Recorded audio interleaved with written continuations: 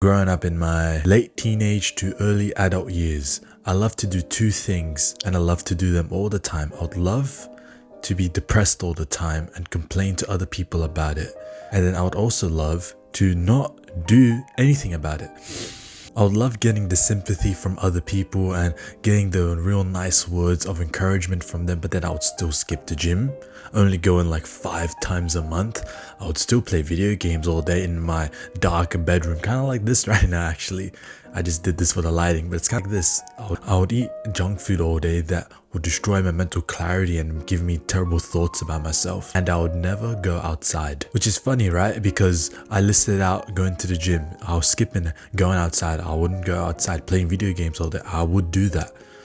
If I just do the inverse of all those things, I wouldn't be depressed. If I went to the gym, didn't play video games all day, went outside and touched some grass, I would not be depressed probably, right? But I used the depression that I had as an excuse to stop myself from being depressed anymore. So weird, right? And I'd always contemplate, why didn't I stop anytime sooner? Going through the cycle of destroying my own life, why didn't I stop that sooner? It was only when I started doing a new hobby of drawing and art and getting good at drawing properly when I realized a valuable lesson. Whenever I'll be going through Pinterest to look up a reference to try and copy and emulate, I would see a lot of stuff where I think to myself, oh, that's easy, I can do that, I know I can do that, I have the skill to emulate that. But then I also come across references, which is the opposite, where it's kind of difficult. There's a certain level of skill that you have to copy that specific reference, and I don't know if I can do that. That's what I think to myself. Whenever I copy the references which are hard, which I don't think I can do, I actually end up enjoying my hobby much more compared to emulating the references which I know 100%, oh, I can do this is easy, light work, which is crazy, right? Usually we reckon we shouldn't do hard work. Hobbies are meant to be something where you enjoy them, something that you can do to relax yourself, something to slow down and ease yourself off the pressures of whatever it is you're going around you. I somehow connected the feeling of feeling good, feeling proud of myself, to pushing myself forward and furthering my skills in some sort of endeavor. And when I connected it to the depressed life that I used to have, it was like, of course I was depressed. It wasn't that I was too depressed to change my life.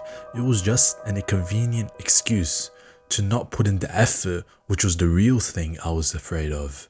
The effort that I'll have to put in, this mountain that I have to climb in order to become a brand new person. I liked being depressed because it was a blanket excuse I could put on anything, that any responsibility that came in front of me, or anything, any dream that I had, and say, oh, I'm too depressed. And that's why I liked being depressed, and I never changed, because I never realized that the effort is the thing I should be striving for. It's not something that I should be stifling down. The effort that I am loathing was the answer I was looking for. When I'm going to the gym, and this isn't just me, ask any bodybuilder or any person that goes to the gym consistently. If you tell them what differentiates a good workout versus a bad workout, the most common answer is going to be the good workouts are going to be the ones where you push yourself really hard and you go to failure.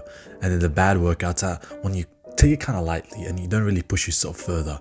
It's not a good workout when I'm kind of taking it light and easy and not really pushing myself.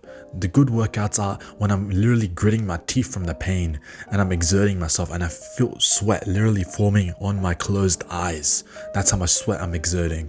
That's a good workout. When I'm just doing all willy-nilly, just going through the motions, who cares? It's when you're exerting the force and really pushing yourself. That's where you find the enjoyment that you're after. And I just didn't realize that when I was going through my gaming days, just doing the degenerate habits all day that made me feel good in the moment, but they didn't force me to push myself. When I'd play video games all day, gaining hours, stacking up the hours, grinding, I still had dreams that I want to be a billionaire. That'd be nice. Or I don't want a McLaren P1. That'd be pretty cool. I'd like to live in a big house, have a fancy farm. That'd be pretty sick.